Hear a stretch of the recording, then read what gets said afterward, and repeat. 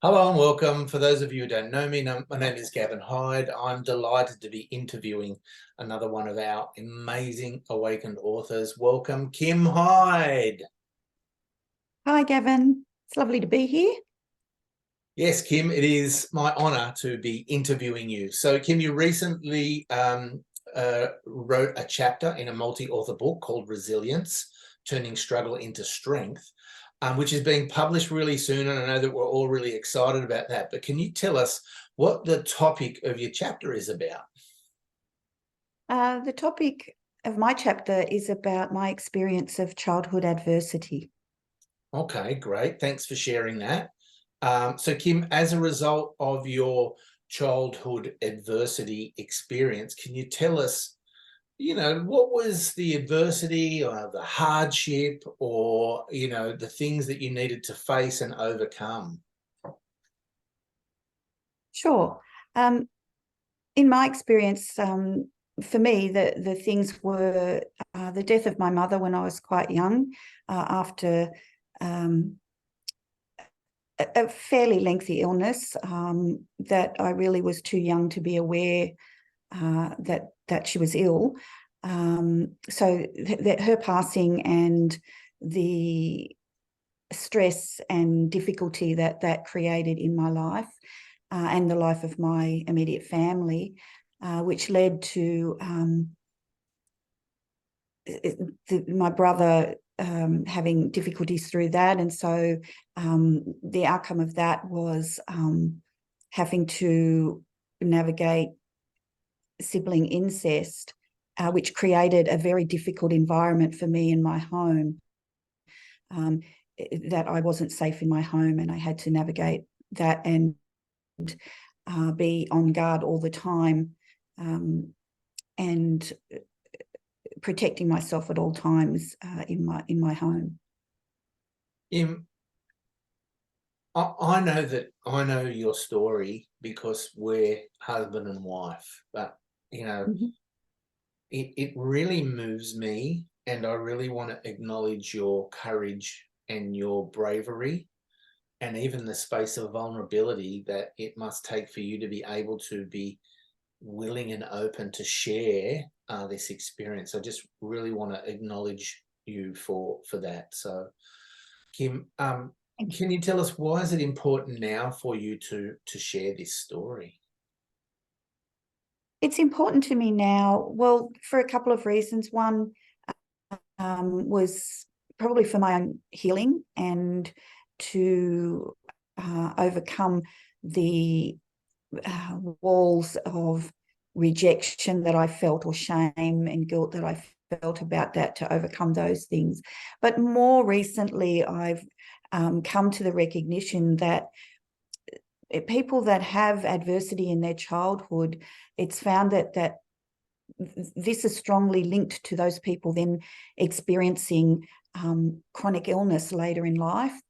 It comes up really kind of randomly, which has been my experience, and how that is linked to these adverse experiences in childhood. And I think by better recognizing and acknowledging these things, we can better understand this link, and further we can help children who are experiencing childhood adversity and find ways to help prevent the onset of chronic illness later in life, and also help people in my experience now who are older, who have experienced it, in ways that they can perhaps reduce the effects, and reduce the severity of the chronic illnesses that they're experiencing now.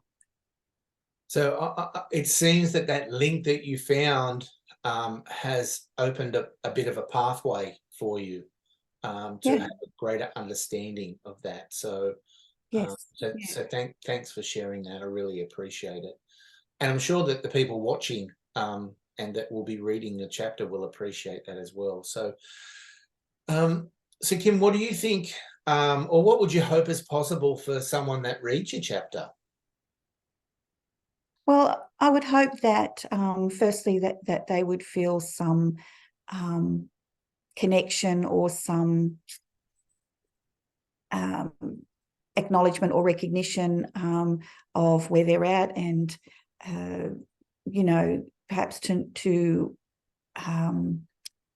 if they're feeling shame or guilt or anything like those emotions about it, that they can feel that they're not alone in that, and that there is a way through that. And I would hope that it would open them up also to the possibility of also finding that connection if they are suffering from chronic illnesses later in life now, having that realization that it could be connected to the childhood adversity and the ongoing stress that caused them, that could be a link to what they're experiencing now, and that may be helpful for them in their life today. Yeah, so it sounds like that link that you found, and also that they're not alone, is a really important piece from what you're sharing. So based on what you've shared today, and I know that there's more in your chapter, what do you believe are the ingredients that actually are required to become a resilient person? Yeah, look, I think there's a lot of different things, and it's probably a little bit different for everybody. But I think fundamental, like basically maybe, well, for me, there were 5 things I think that came up for me that were most important. Not the only things, but probably the most important for me.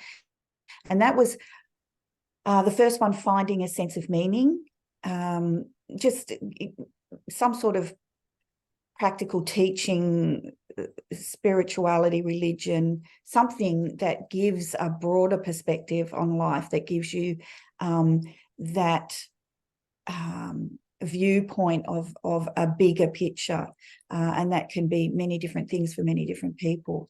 The second thing would be developing a positive mindset and positive emotions about things, trying to flip negative things into positive things.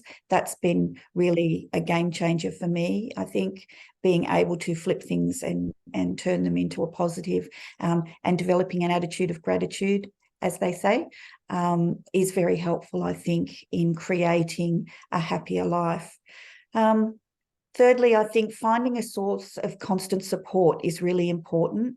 That support, I think, for me, was the thing that was missing, that caused the most amount of stress for me, not having that support. I was able to find it, and I think there are many places, a lot of people find it in their immediate family. For me, that wasn't possible, and for many others it's not, but there are other things, and we, with the book, are connected to 2 particular communities, which is something that drew me to being a part of this, was that we are connected to a Hawkesbury Helping Hands and Community Cafe that are basically a community like that. And I think if you find yourself in this position, then reaching out to a community like that is really helpful, and finding some sort of constant support that can be there for you. That's really important. Finding a coping mechanism, finding your way of coping with the things that are around you. There are many different ways again, but something like becoming the observer in your life rather than being in it. So coping with the things that are happening. And probably the most important one, I think, is self-care.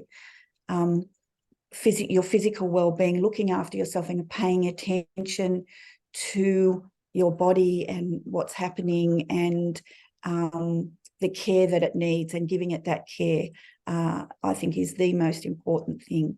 And just remembering that there is always a silver lining to every experience, even adversity. People often undergo positive change as a result of difficult circumstances and difficult experiences, and that's a long-term view, and that's one of those bigger picture views that I think is very helpful. And I think experiencing hardship for me, when I look at it long-term, it has given, having had that adverse experience has given me the opportunity to develop a greater appreciation for the small things that we often take for granted. Well, thanks for sharing all of those pieces that you see are important to make up a resilient person.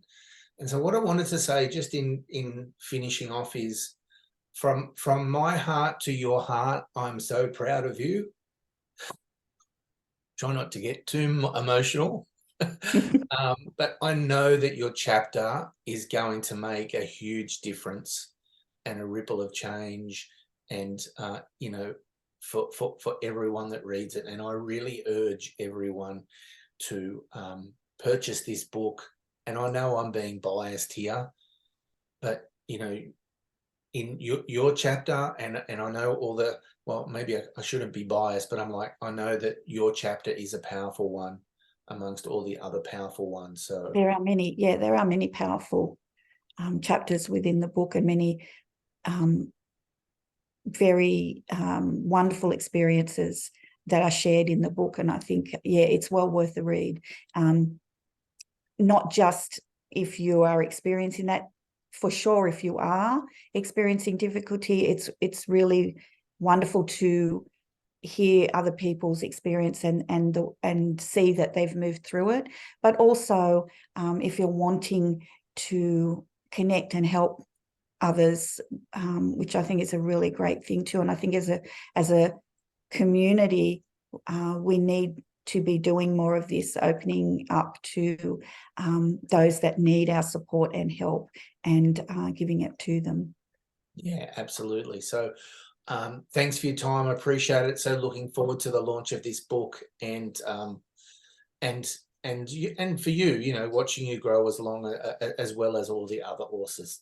So I appreciate your time. Thanks, Kim. Thanks, Gavin.